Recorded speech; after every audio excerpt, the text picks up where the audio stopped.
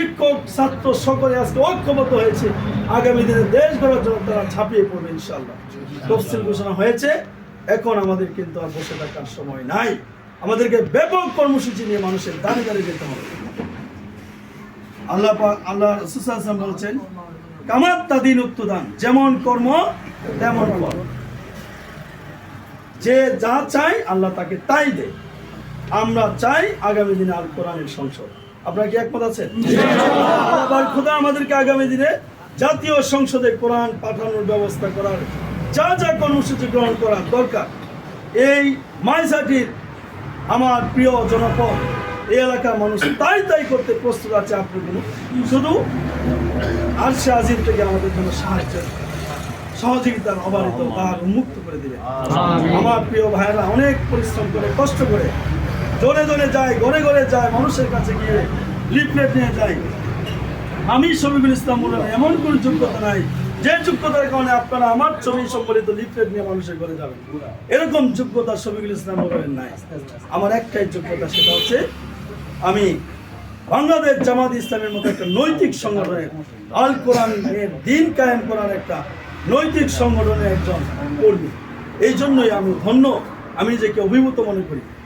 সম্মানিত ভাইয়েরা আমার, ইনশাআল্লাহ আপনাদের যে প্রচেষ্টা, যে ধারাবাহিকভাবে আপনাদের যে কাজের যে অবারিত যে চিন্তা ভাবনা এবং এই আদর্শপাড়া এই মাইজাটি এলাকার মানুষের মধ্যে যে একটা উচ্ছ্বাস, আমার মনে হয় বিপ্লবটা এখান থেকে প্রথম শুরু হবে ইনশাআল্লাহ।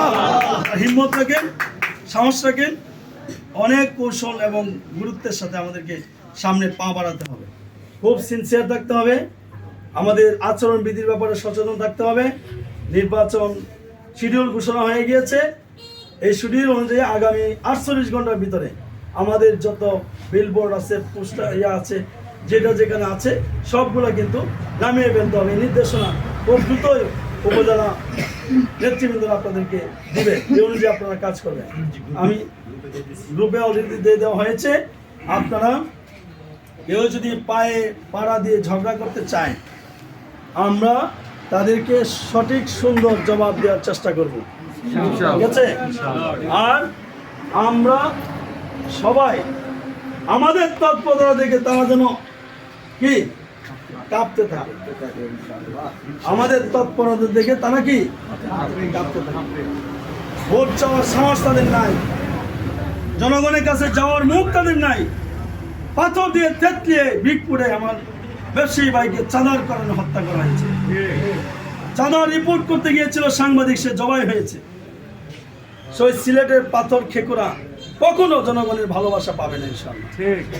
আপনারা সোচ্চার থেকে সচেতন থাকেন। তারা আমাদের বন্ধু, তারা যদি বন্ধুত্ব বজায় রেখে কাজ করে আমরা তাদেরকে উৎসাহ উদ্দীপনা দেব, সহযোগিতা করব।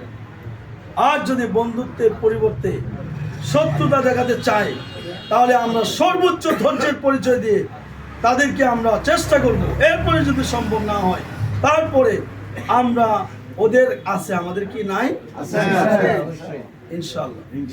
আমরা প্রতিহিংসা নয়, প্রতিযোগিতা ছুড়ে দিতে চাই। মাকাল ফলটা হিঙ্গল বরণ, দেখতে পড়ে চমৎকার, অন্তরে তার পুলিশ পোড়া বোধ পোষে সাধ্যকার। মাকাল ফল দেখতে খুব সুন্দর লাগে, কিন্তু এটা ভিতরে খুবই গন্ধ, দুর্গন্ধ, পচা গান্দা গন্ধ সেখানে পাওয়া যায়। আর গোলাপ কুড়ি পাপড়ি খুলি ছত্রে দেখায় রূপরাশি, উদার হিয়ায় সুবাস বলায় সবাই সমান সম্বাসী। আর গোলাপ যে, সে তো সবার জন্য সুবাস ছড়াবে, সে তো সবার। আমরা গোলাপ হয়ে থাকতে চাই, কারণ আমরা প্রত্যেকে এক একটা গোলাপের পাপড়ি। আমাদের গোলাপের মূল কলির মূল পয়েন্ট কোনটা? আল কোরআন। মূল পয়েন্ট কোনটা? ওই কোরআনের পাপড়ি আমরা সবাই। এই পাপড়ি সুগন্ধ ছড়াবে, আমরা কোনো প্রকার দুর্গন্ধ ছড়াতে চাই না।